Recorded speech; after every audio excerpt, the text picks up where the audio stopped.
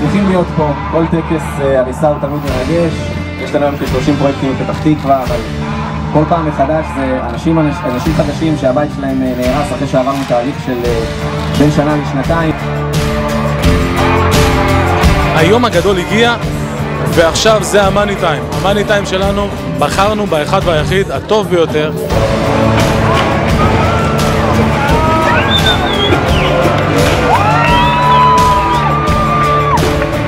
מסירות, באמת, ואדיבות ומענה, אין, קשה מאוד להשיג דברים כאלה, ממש. מתי אתה צריכה אותם ברגע, הכל תשובה במקום.